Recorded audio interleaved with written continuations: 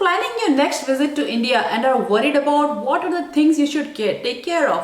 Well, we have got you covered in this video, because in this video we are going to discuss the most important things that you should definitely take care of while your visit to India. So without wasting further time, let's get started.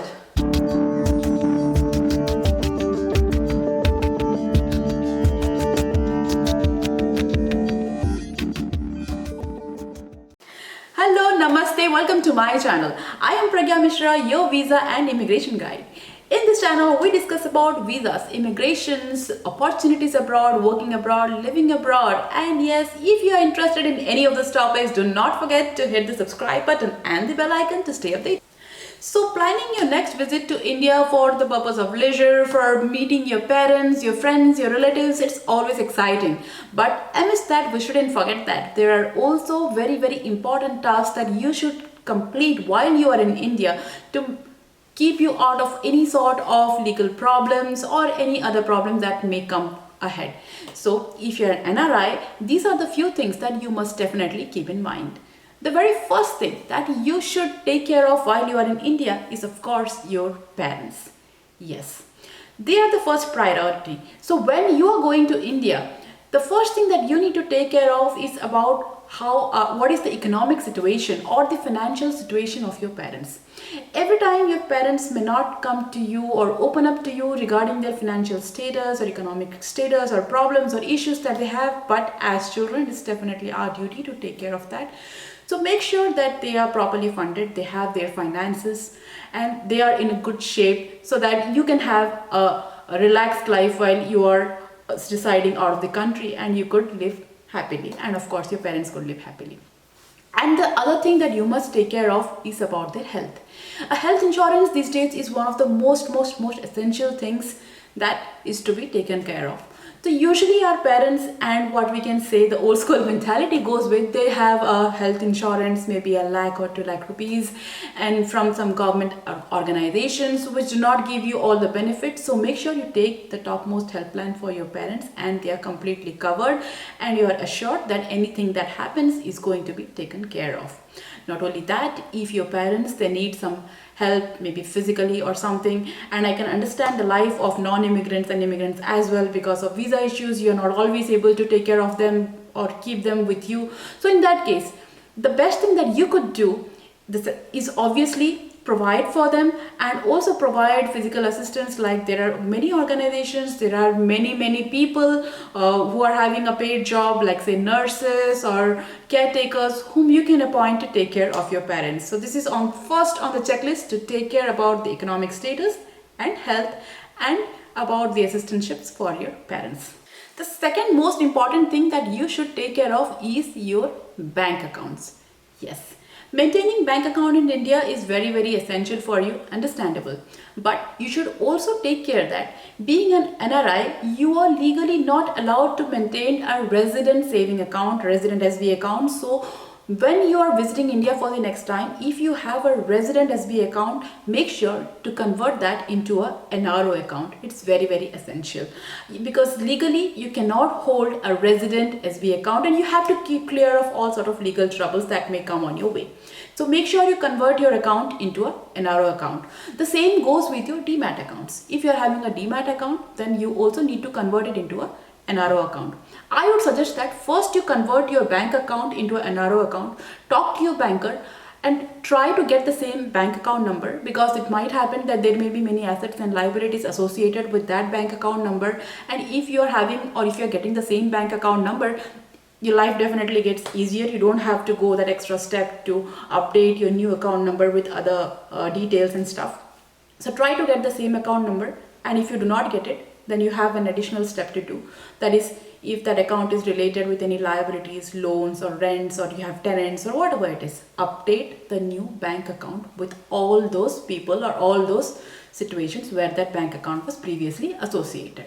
That being done, the second thing that you also must take care of is close all unnecessary and unwanted accounts. You may be having multiple accounts in multiple banks, but when the number of accounts increases, obviously the pressure on you to update, to keep, to maintain all this account increases. So close all the unwanted and unnecessary accounts. There may be many accounts, let's say with minimal balance, you may not be having any transaction. Just stay clear of any sort of legal obligations that may come. So close all the unwanted and unnecessary accounts. And also, you have to make sure that you are having your bank accounts, at least 2 bank accounts in 2 different banks with very good IT infrastructure. Having access to your bank account from abroad is very essential. And if you are having a bank account, let's say in some cooperative bank or society bank or some rural bank, they may not be having a very good IT infrastructure which you may be able to access from abroad. So make sure you have at least 2 accounts in 2 big banks with good IT infrastructure so that you can access your account when and as you want from abroad.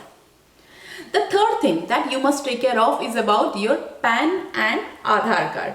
Yes, if you are an Indian citizen, then let me tell you, without PAN, you are literally crippled in India. Everything links to the bank. Your bank accounts, your DEMAT accounts, your properties, and every single detail links to your PAN. It's mandatory to have a PAN, I can say, these days. So if you are an NRI, make sure you have your PAN card. And you may be already having your PAN card, but you have to make sure that everything in that PAN card is correct. Your name, your spelling, the sequence of your name, your father's name, the spelling, the sequence, and everything. So if there are any errors in that, so in your next visit to India, make sure you correct all those. It's very essential to have the right documentation. So with the PAN card, make sure you have the correct PAN card with you. It might also happen that some cases people are having multiple PAN cards. So if that is the case with you, it's a very big crime to have multiple PAN cards in India. So cancel or duplicate ones, cancel the incorrect ones, and just have one correct PAN card. Make sure the date of birth matches to all other documents, your educational certificates or Adhar or any other documents where a date of birth is required. You should be having the same date of birth for all the documents. If there are discrepancies, make sure you correct and align all your documents this time. And the same goes with your Aadhaar card also. So now, as I told, PAN card, it's very important to have a PAN card, but Aadhaar card is not mandatory for NRIs. But looking at the situation of the country, many of the programs, let's say OTPs and everything, are associated with Aadhaar cards. So you might also like to have an Aadhaar card with you, and if you are doing the same, then again, your Aadhaar and PAN should match. That means the name, the spellings, the father's name, and date of birth, and every single thing. And make sure you have an updated address and contact number on your Aadhaar card. It's very important. If you are having your Aadhaar card is having some expired numbers or it is not associated with your phone number, make sure to correct all those. Just walking to an Aadhaar center and they will help you out with it, and you will be good to go. It's very important to have all these 2 primary documents completely aligned to each other. So make sure you get that done this time. As we speak about OTPs, then comes the turn for Indian mobile numbers. Yes. Abroad you have your own mobile number, but it's very important to have an Indian mobile number. So I'm not talking about any specific carrier. It could be Jio, it could be Airtel, it could be any other carrier of your own preference.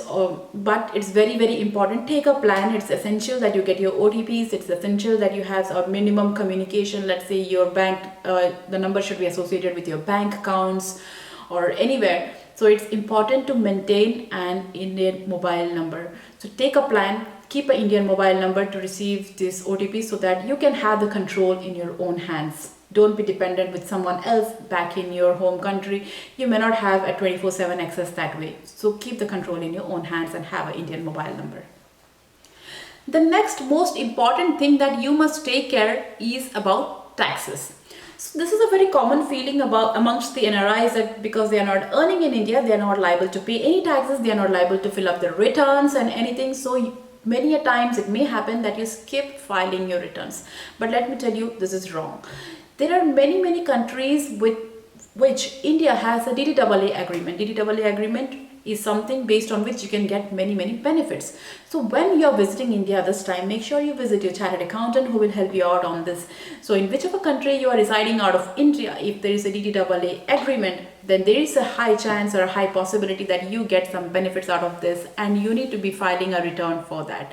Sometimes if you are having interest income in India, there must be some TDS and other deductions in your account, for which a filing of a return is very, very important. And if you have missed doing so, catch up. This is the time. Not only your personal taxes or something, you are also supposed to catch up on all your property taxes. So if you are having property in India, there might be dues, let's say municipal taxes, water taxes, or land revenue, or any such taxes that you may not be aware of. So while in India, this is the prime importance, I can say. Make sure that you have covered all these things. You have had a check on whether the water taxes have been paid, whether the municipal taxes have been paid, land revenue has been paid, or if you are a part, or your property is a part of some association, house owners associations or anything like that, then make sure you have cleared the dues of these associations. Sometimes you may feel that it's very flexible, you may or may not pay such dues, but let me tell you, down the line you might get impacted with that. Down the line there might be some sort of penalty which might get accumulated, the interest might be building up, and you may end up in some legal trouble. So stay clear of that and make sure that your taxes, your returns, your all the dues are up to date. Well, last but not the least, loans. We are talking about loans. If you had any prior liabilities in India, let's say a housing loan, education loan, or any type of loan, and you have already paid off that, and you are resting assured that you have already paid off that loan, then this is the step that you need to take. Go visit your bank and take a certificate, a loan closure certificate or a nil balance certificate. Take a evidence, take a proper proof of the loan closure. That will give you that peace of mind, I can say. That will make sure that you are staying clear of any sort of trouble that might come in your way. So these were the few things that you need to take care of when you visit India. So amidst all these things, do not forget to enjoy, have a great time, and make some memories, meet back those friends, have those social gatherings, and enjoy your life while you are in India, because back again you will be busy with your own life. We will be back again with another interesting topic to cover. Till then, stay safe, stay healthy, stay connected. Thank you.